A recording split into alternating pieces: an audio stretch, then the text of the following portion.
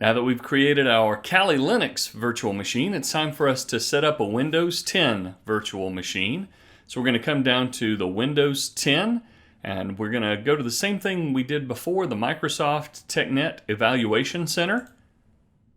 And just like we did when we were downloading the Windows 10 DVD for our Windows hacking exercise in Section 1, we're going to come to Evaluate Now, Windows 10 Enterprise.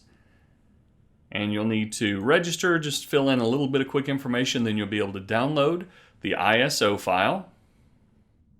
That ISO file may take a long time. Again, you can leave these running overnight if you want to. You can just get your Kali Linux, your Windows 10, maybe a Windows 7 or 8, and your Android images downloading overnight if you're on a slower internet connection speed, or take a USB flash drive with you someplace where you've got faster internet. Coffee shop, library, someplace that has a pretty good connection, and you can download these and then bring them back and set up your virtual machines. But once we get that ISO file, remember that is an actual DVD image, a disk image file, and we'll need to act like that is a physical DVD and enter it into our virtual computer. So I'm going to open up VirtualBox again.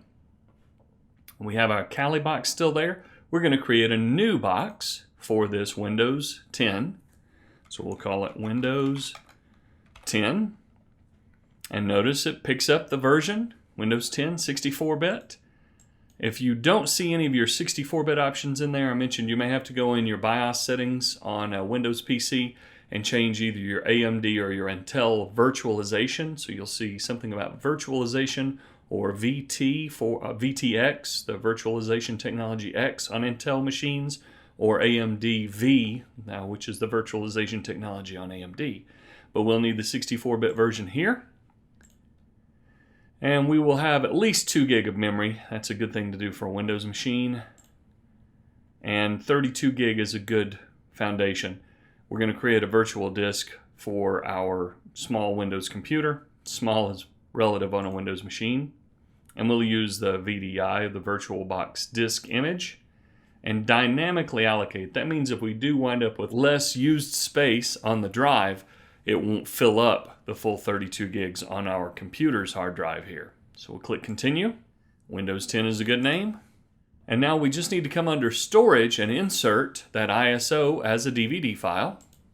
So we find under our controllers here under Storage, and I did that just by double-clicking on Storage, and then coming down to the DVD drive. Click on the small DVD image over here, and we're going to choose a virtual optical disk file. And the one we'll choose is that really long named file that is our Windows 10 evaluation disk. Hit OK. And now we can power up our Windows 10 virtual machine and install Windows 10. Well, this looks just like it did back when we did Windows hacking, because we've entered the Windows 10 DVD, but we actually want to install on this virtual computer. So we're going to click Install Now, and you'll accept the terms of the agreement and next your way through. And on the which type of installation do you want, we'll choose a custom install Windows only. We don't have anything else on this computer previously, so we will use the custom Windows only. Next. And again, depending on how much RAM you have in your computer and how fast your CPU is, it may take a while to set up this Windows 10 virtual machine. Just make sure you have plenty of available disk space. You'll need at least 100 gig for all of these, so you can set them up on an external drive if you have to, but you'll need about 100 gigs of space total. We had about 15 gig there for that Kali Linux box. We'll need about 32 for the total eventual size of a Windows 10 computer. And you can decide whether to install all of the virtual machines or just these two plus maybe the Android if you're interested. Once installation is mostly finished, it will restart. And don't boot from the CD this time. You want it to boot into Windows and continue the installation. When you start your Windows 10 Enterprise, you may see that Cortana comes up and tries to talk you through things. You can mute her down here with your volume button. And we'll just go through the region setup. You can set it up for wherever you are and the right keyboard. And you don't have to worry about Wi-Fi or networking because you're connected virtually through this virtual machine to your computer as if it were a network. When you come back to the sign in with Microsoft, we'll do a domain join instead. And I'll create a user here, bpayne. And then type your password twice. And Windows may ask you if you want to use Cortana as your personal assistant. Say no. And you can turn off as many of these services as you want.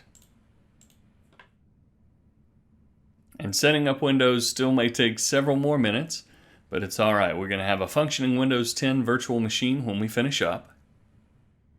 And eventually Windows 10 will start up for you. You may get a few pop-up windows, but that's all right. You notice you've got an evaluation license valid for 90 days.